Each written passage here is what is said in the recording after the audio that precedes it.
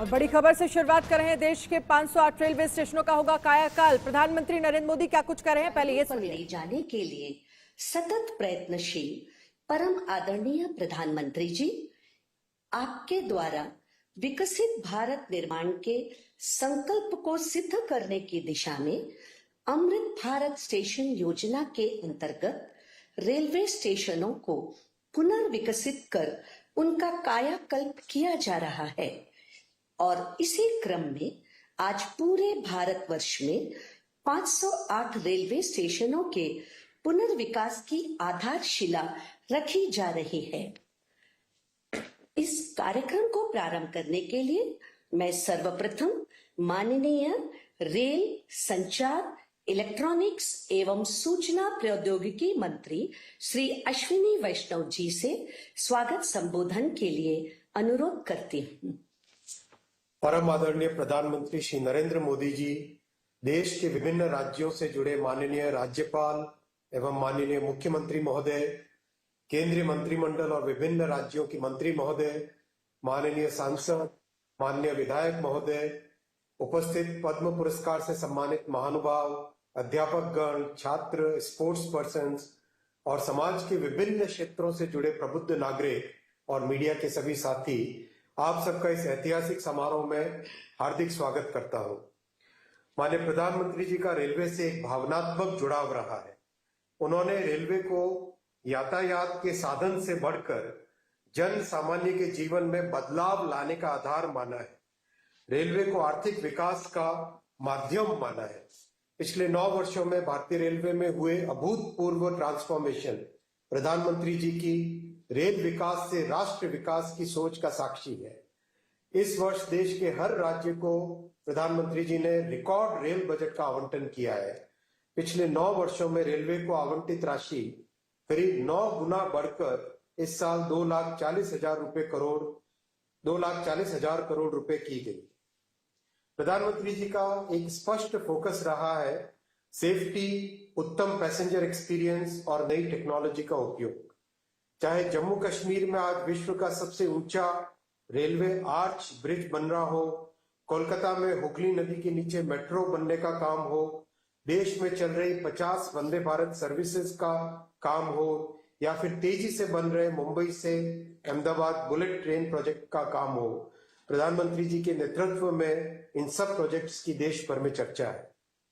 इसी कड़ी में अमृत भारत स्टेशन की परिकल्पना भी 140 करोड़ देशवासियों की आकांक्षाओं और अपेक्षाओं को पूरा करने के संकल्प से बंधी है। माननीय प्रधानमंत्री जी का स्पष्ट मार्गदर्शन था कि स्टेशन का डिजाइन ऐसा बने जो अगले 50 वर्षों की जरूरतों के लिए उपयुक्त हो। ऐसे वर्ल्ड क्लास डिजाइन पे काम करके आज 508 स्टेशन का फाउंडेशन स्टोन माननीय प्रधानमंत्री जी ले करेंगे। इसीलिए आज हर स्टेशन का पुनर्विकास इस तरह से हो रहा है कि शहर के दोनों भागों को जोड़े, स्टेशन सिटी सेंटर के रूप में उभरे, मल्टी मॉडल ट्रांसपोर्ट सुविधाएं हो, city bus, metro, car, bike, पैदल यात्री सभी आसानी से आ जा सके, नई अर्बन स्पेसेस बने जो नागरिकों को नई सुविधाएं दे सके। हर स्टेशन पर रूफ प्लाजा हो जहां पर वोकल फॉर लोकल और वन स्टेशन वन प्रोडक्ट के माध्यम से स्थानीय क्राफ्ट्समैन को नए अवसर मिले। ये हमारे लिए सौभाग्य की बात है कि माननीय प्रधानमंत्री जी आज पूरे देश में अपने विजन पर आधारित 508 अमृत भारत स्टेशनों का शिलान्यास करेंगे। सबका साथ, सबका विकास, सबका विश्वास और सबका प्रयास के मूल मंत्र पर आधारित ये नए स्टेशन सभी नागरिकों को डिग्निटी ऑफ ट्रैवल प्रदान करेंगे। कुल 24,500 करोड़ रुपए की लागत से बन रहे करने के लिए विशाल गुप्ता जुड़े हुए हैं, रेलवे इंफ्रास्ट्रक्चर एक्सपर्ट हैं। विशाल जी, क्योंकि आज अगर देखा जाए तो एक तरह से रेलवे जो है वो एक नया इतिहास लिखने जा रहा है।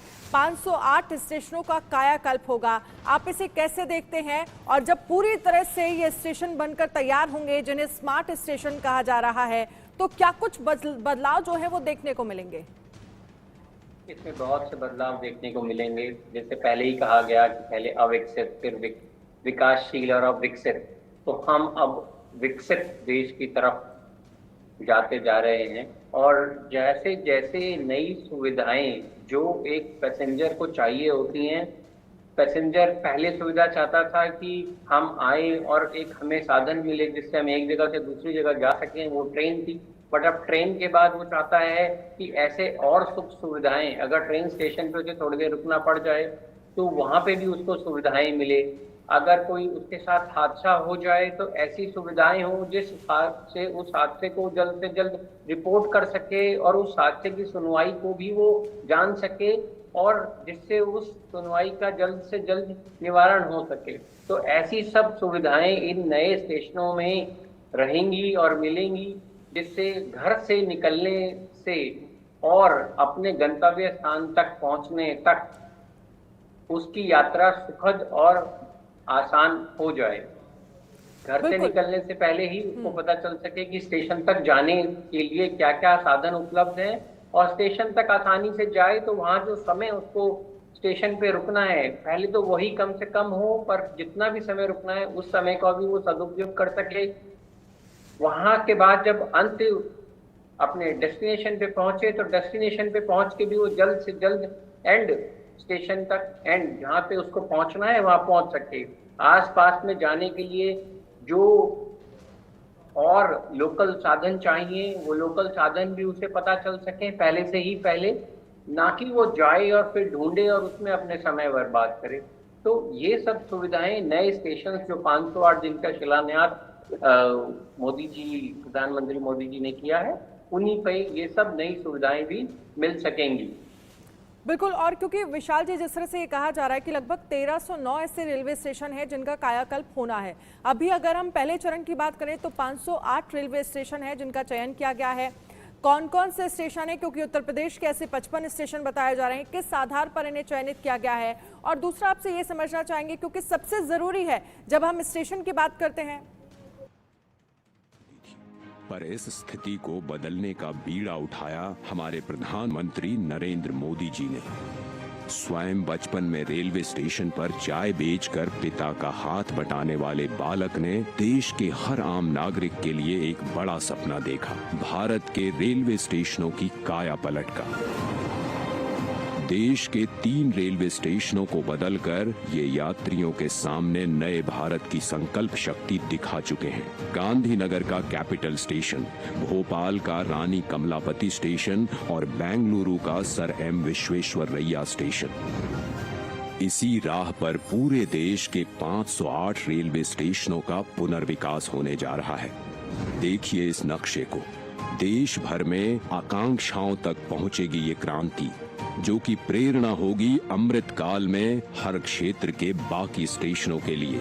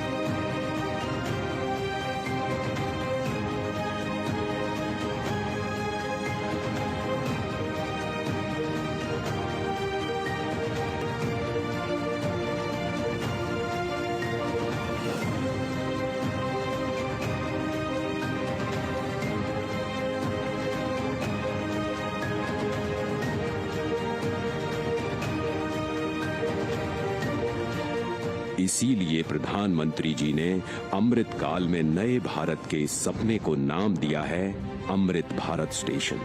भारत की महानता, समानता और आधुनिकता का प्रतीक। सपना बड़ा तो फंड भी बड़ा। जो रेलवे बजट 2014 में 65,000 करोड़ का हुआ करता था, वो आज है 2,40,000 करोड़ का, जिसमें से 508 स्टेशनों के पुनर्विकास के लिए दिए जा रहे हैं लगभग 25,000 करोड़। लक्ष्य यही है कि सामान्य यात्रियों को बेहतर सुविधा मिले, काम के लिए आना जाना आसान हो।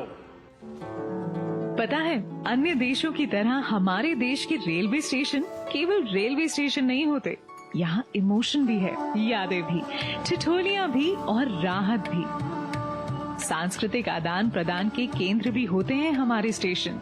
इतनी महान संस्कृति एवं वास्तुकला को अब प्रदर्शित करेंगे हमारे नए अमृत रेलवे स्टेशन, ताकि यहाँ खींचे जाने वाली हर सेल्फी के साथ भारत और जुड़े और जिए और खिले। ऐसे शानदार स्टेशन पहले लोग विदेशों में ही देखते थे, अब भारत में भी ऐसे स्टेशन बन रहे हैं।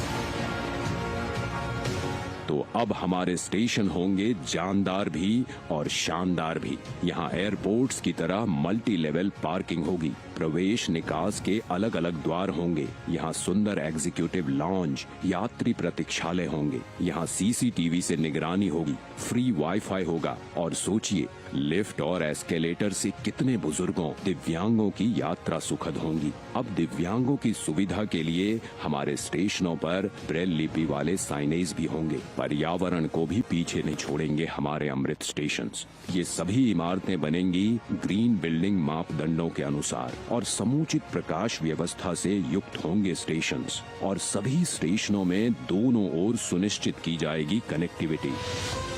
ये नए विकसित स्टेशन सिर्फ स्टेशनों को ही नहीं, पूरे शहर को मॉडर्न इंफ्रास्ट्रक्चर देंगे। ये स्टेशन सिर्फ रेलवे की सुविधाओं तक सीमित नहीं रहेगा, बल्कि ये मल्टी मॉडल कनेक्टिविटी का भी हब होगा।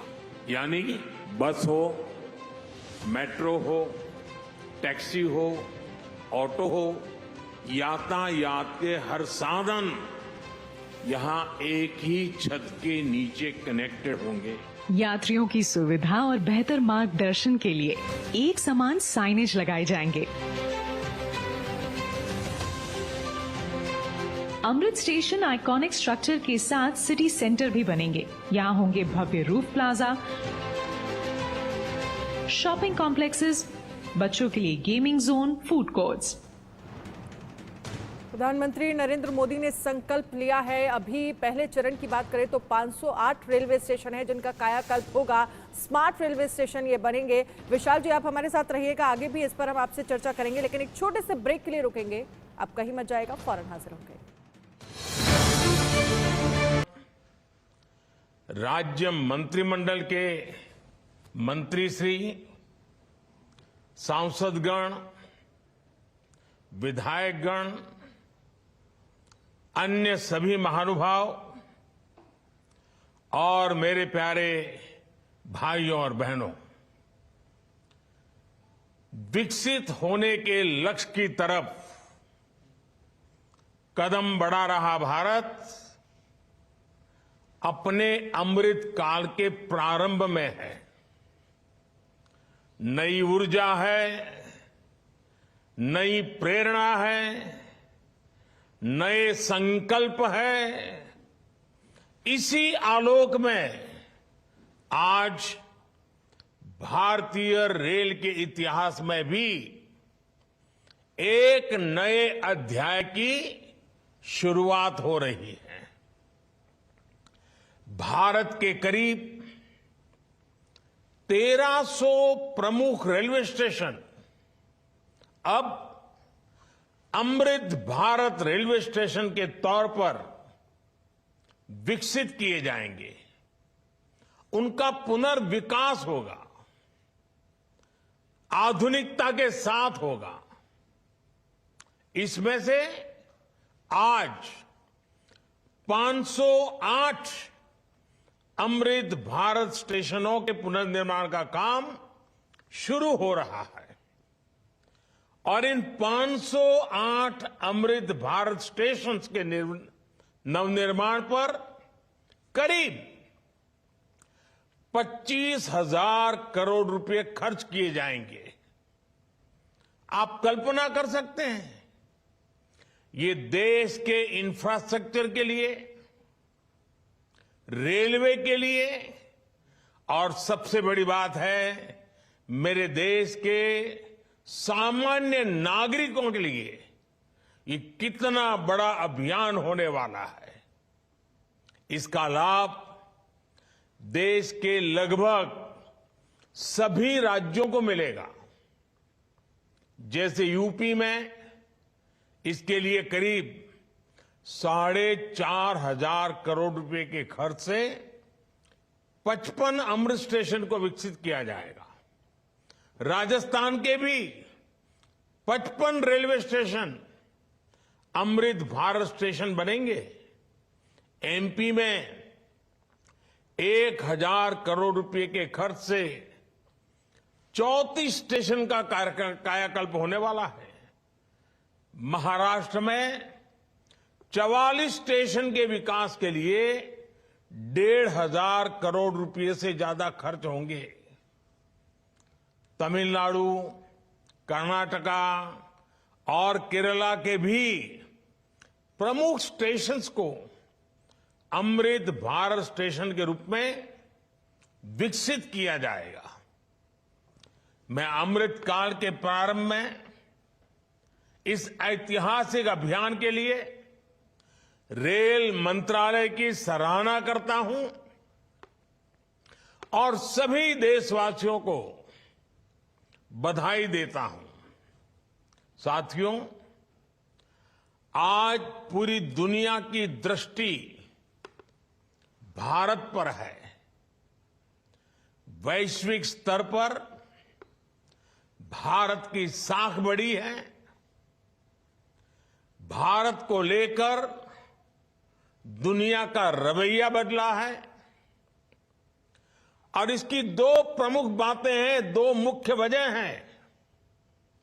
पहली, आप देशवासी, भारत के लोगों ने करीब 3 दशक बाद, 30 साल बाद देश में पूर्ण बहुमत की सरकार बनाई।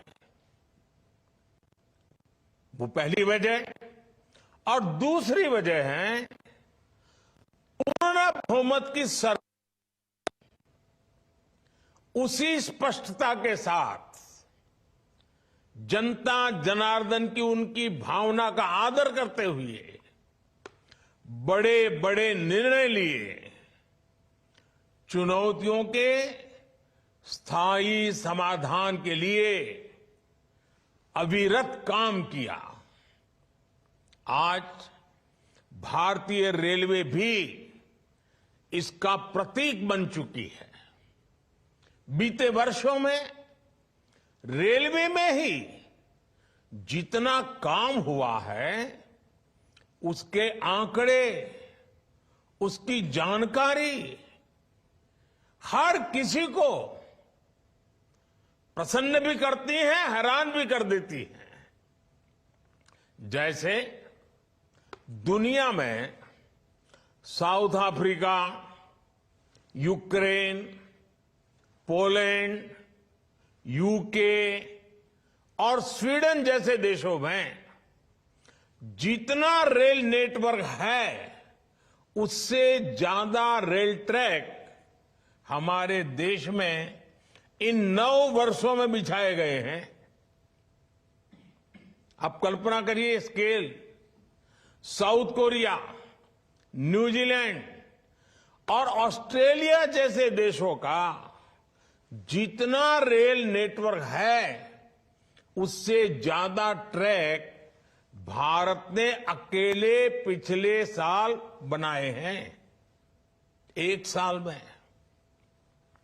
भारत में आज आधुनिक ट्रेनों की संख्या भी तेजी से बढ़ रही है।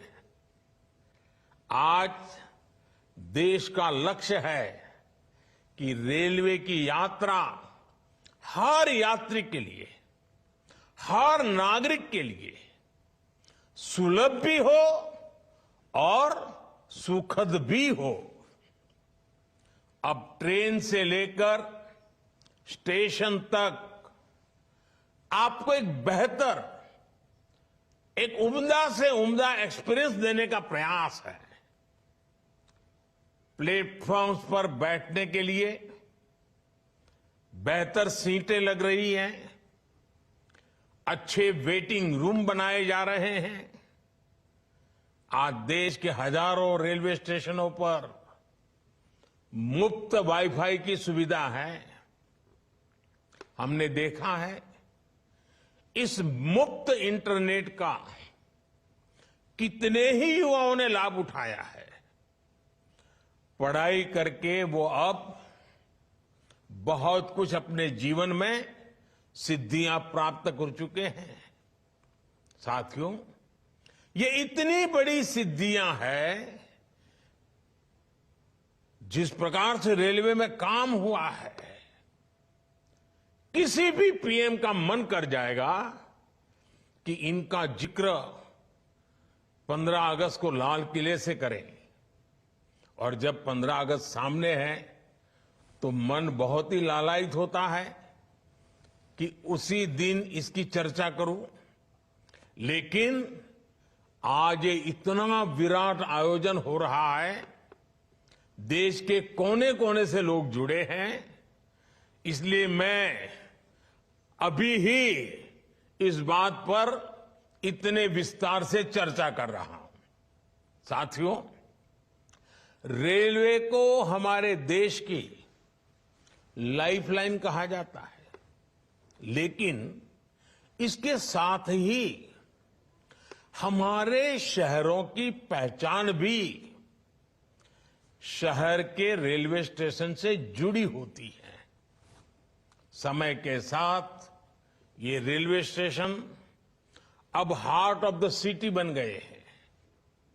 शहर की सारी प्रमुख गतिविधियां रेलवे स्टेशनों के आसपास ही होती हैं। इसलिए आज बहुत आवश्यक है कि हमारे रेलवे स्टेशनों को नए आधुनिक स्वरूप में ढाला जाए। रेलवे की जगह का ऑप्टिमम यूटिलाइजेशन किया जाए। साथियों, जब देश में इतने सारे नए आधुनिक स्टेशन बनेंगे तो उससे विकास को लेकर एक नया माहौल भी बनेगा। देसी विदेशी कोई भी पर्यटक जब ट्रेन से इन आधुनिक स्टेशनों पर पहुंचेगा तो राज्य की, आपके शहर की पहली तस्वीर उसे जरूर प्रभावित करेगी, वो यादगार बन जाती है। आधुनिक सेवाओं के कारण पर्यटन को बढ़ावा मिलेगा। स्टेशन के आसपास अच्छी व्यवस्थाएं होने से आर्थिक गतिविधियों को भी बढ़ावा मिलेगा। सरकार ने स्टेशनों को शहर और राज्यों की पहचान से जोड़ने के लिए वन स्टेशन वन प्रोडक्ट योजना भी शुरू की है। इससे पूरे इलाके के लोगों को, कामगारों और कारीगरों को फायदा होगा, साथ ही जिले की ब्रांडिंग भी होगी। साथियों, आजादी के अमृत काल में देश ने अपनी विरासत पर गर्व का भी संकल्प लिया है। ये अमृत रेलवे स्टेशन उसके भी प्रतीक बनेंगे, हमें गर्व से भर देंगे। इन स्टेशंस में देश की संस्कृति और स्थानीय विरासत की झलक दिखेगी। जैसे जयपुर रेलवे स्टेशन में हवा महल, आमेर फोर्ट जैसी राजस्थान की धरोहरों की झलक होगी। जम्मू कश्मीर का जम्मू तवी रेलवे स्टेशन प्रसिद्ध रघुनाथ मंदिर से प्रेरित होगा। नागालैंड के दिमापुर स्टेशन पर वहां की 16 जनजातियों की लोकल वास्तुकला दिखाई देगी। हर अमृत स्टेशन शहर की आधुनिक आकांक्षाओं और प्राचीन विरासत का प्रतीक बनेगा। देश के विभिन्न ऐतिहासिक स्थलों और तीर्थ स्थानों को जोड़ने के लिए इन दिनों देश में एक भारत गौरव यात्रा ट्रेन, भारत गौरव टूरिस्ट ट्रेन भी चल रही है। शायद आपके ध्यान में आया होगा, उसको भी मजबूती दी जा रही है। साथियों, किसी भी व्यवस्था को ट्रांसफॉर्म करने के लिए जरूरी होता है कि हम उसके पोटेंशियल को पहचानें। भारतीय रेल में तो ग्रोथ को रफ्तार देने का अपार पोटेंशियल है। इसी सोच के साथ बीते 9 वर्षों में हमने रेलवे में रिकॉर्ड इन्वेस्टमेंट किया है। इस साल के रेलवे को 2.5 लाख करोड़ रुपए से ज्यादा का बजट दिया गया है। ये बजट 2014 की तुलना में 5 गुना ज्यादा है। आज एक होलिस्टिक सोच के साथ रेलवे के समग्र विकास के लिए काम हो रहा है। इन 9 वर्षों में लोकोमोटिव्स उत्पादन में भी 9 गुना की वृद्धि हुई है। आज देश में पहले की अपेक्षा 13 गुना ज्यादा HLB कोच बन रहे हैं। साथियों, नॉर्थ ईस्ट में रेलवे के विस्तार को भी हमारी सरकार ने प्राथमिकता दी है। रेलवे लाइनों का दोहरीकरण हो, गेज परिवर्तन हो, इलेक्ट्रिफिकेशन हो, नए रूट्स का निर्माण हो, इस पर तेजी से काम किया जा रहा है। जल्द ही पूर्वोत्तर के सभी राज्यों की राजधानियां रेलवे नेटवर्क से जुड़ जाएगी। नागालैंड में 100 साल बाद दूसरा रेलवे स्टेशन बना है। नॉर्थ ईस्ट में नई रेल लाइनों की कमीशनिंग भी पहले के मुकाबले 3 गुना ज्यादा हो रही है। साथियों, पिछले 9 वर्षों में 2200 किलोमीटर डेडिकेटेड फ्रेट कॉरिडोर भी बनाए गए हैं। इसकी वजह से माल गाड़ियों के ट्रेवल टाइम में काफी कमी आई है। दिल्ली एनसीआर से वेस्टर्न पोर्ट तक, चाहे गुजरात के समुद्री तट हो या महाराष्ट्र का समुद्री तट हो, पहले से जो सामान ट्रेन से पहुंचाने में एवरेज औसतन 72 घंटे लगते थे, आज वही लगेज, वही सामान, वही गुड्स 24 घंटे में पहुंच जाता है।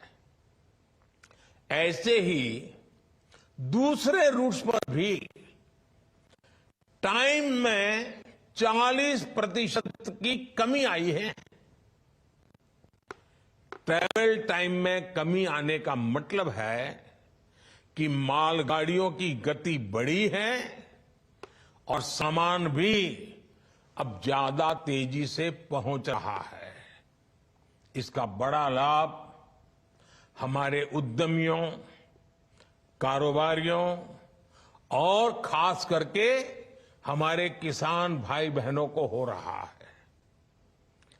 हमारी फल सब्जियां अब ज्यादा तेजी से देश के एक कोने से दूसरे कोने तक जा रही है। जब देश में इस तरह का ट्रांसपोर्टेशन तेज होगा तो उतनी ही तेजी से भारत के जो उत्पाद है, हमारे छोटे मोटे कारीगर, हमारे लघु उद्योग जो कुछ भी उत्पादन करते हैं, वो सामान विश्व बाजार में भी तेजी से पहुंचेगा। साथियों, आप सभी ने देखा है कि पहले रेलवे ओवरब्रिज का कम होने के कारण कितनी दिक्कतें आती थी। 2014 से पहले देश में 6000 से भी कम रेलवे ओवरब्रिज और अंडरब्रिज थे। आज ओवरब्रिज और अंडरब्रिज की ये संख्या 10,000 से ज्यादा हो गई है। देश में बड़ी लाइन पर मानव रहित क्रॉसिंग की संख्या भी शून्य हो चुकी है। रेलवे और रेलवे प्लेटफॉर्म पर यात्री सुविधाओं के निर्माण में आज बुजुर्गों की, दिव्यांगजनों की जरूरतों का विशेष ध्यान रखा जा रहा है। साथियों, हमारा जोर भारतीय रेलवे को आधुनिक बनाने के साथ ही पर्यावरण फ्रेंडली बनाने पर भी है। बहुत जल्द भारत के 100% रेल ट्रैक्स इलेक्ट्रिफाइड होने जा रहे हैं, यानी कुछ ही वर्षों में भारत की सारी ट्रेनें सिर्फ बिजली से चला करेगी। इससे पर्यावरण की कितनी बड़ी मदद होगी, आप अंदाजा लगा सकते हैं। 9 वर्षों में सोलर पैनल से बिजली बनाने वाले रेलवे स्टेशनों की संख्या भी 1200 से ज्यादा हो गई है। लक्ष्य यही है कि आने वाले समय में सभी स्टेशन ग्रीन एनर्जी बनाएं। हमारी ट्रेनों के करीब करीब 70,000 डिब्बे, 70,000 कोचेज में एलईडी लाइट्स लगाई जा चुकी हैं। ट्रेनों में बायो टॉयलेट्स की संख्या भी 2014 के मुकाबले अब 28 गुना ज्यादा हो गई है। ये जितने अमृत स्टेशन बनेंगे, ये भी ग्रीन बिल्डिंग्स के मानकों को पूरा करेंगे। 2030 तक भारत एक ऐसा देश होगा जिसकी रेलवे नेट जीरो एमिशन पर चलेगी। साथियों, रेल ने दशकों से हमें अपनों से मिलने का बहुत बड़ा अभियान चलाया है, काम किया है।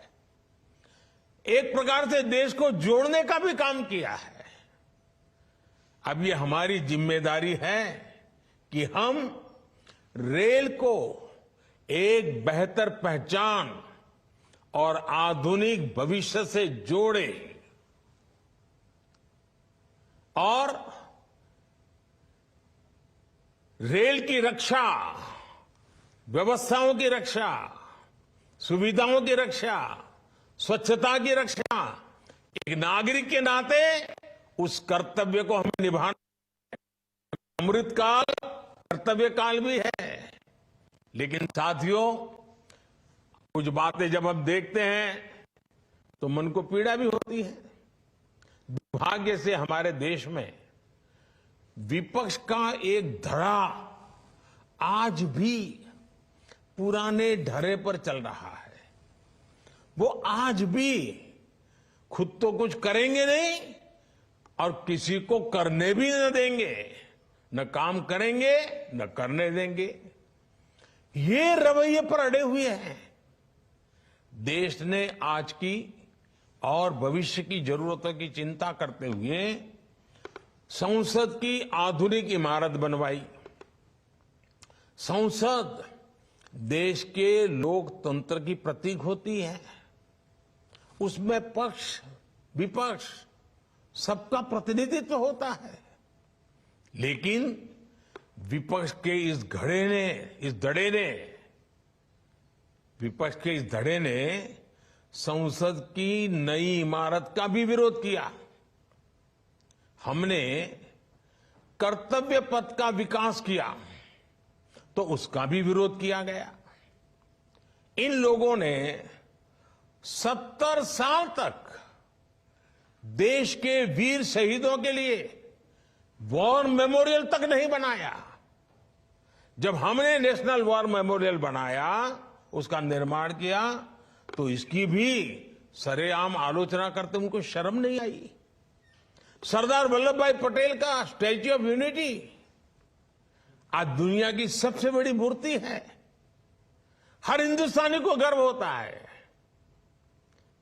और कुछ राजनीतिक दल चुनाव के समय तो सरदार कर लेते हैं, लेकिन आज तक इनका एक भी स्टैच्यू ऑफ यूनिटी में जाकर के सरदार साहब की इस भव्य प्रतिमा के न दर्शन किए न उन्हें नमन किया है। लेकिन साथियों, हमने देश के विकास को इस सकारात्मक राजनीति से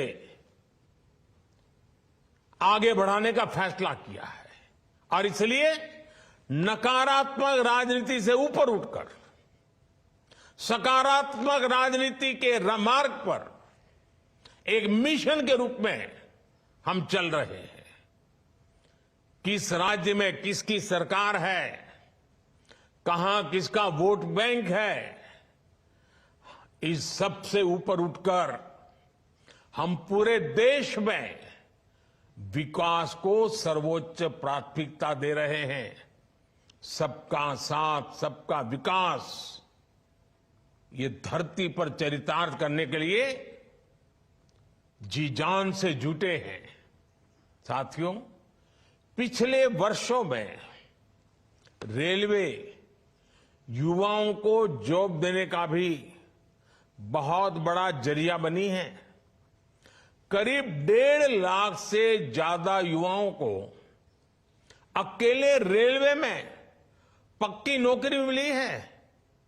इसी तरह इंफ्रास्ट्रक्चर पर लाखों करोड़ के निवेश से लाखों युवाओं को रोजगार मिल रहा है। इस समय केंद्र सरकार 10 लाख युवाओं को नौकरी देने का अभियान भी चला रही है। रोजगार मेलों में लगातार युवाओं को नियुक्ति पत्र मिल रहे हैं।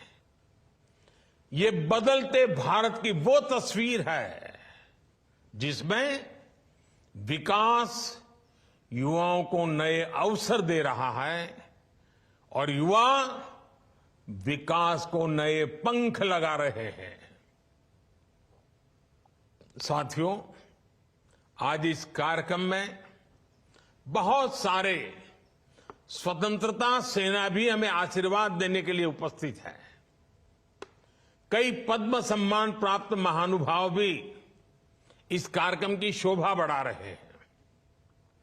हर भारतीय के लिए अगस्त महीना बहुत विशेष महीना होता है। ये महीना क्रांति का महीना है, कृतज्ञता का महीना है, कर्तव्य भावना का माह है।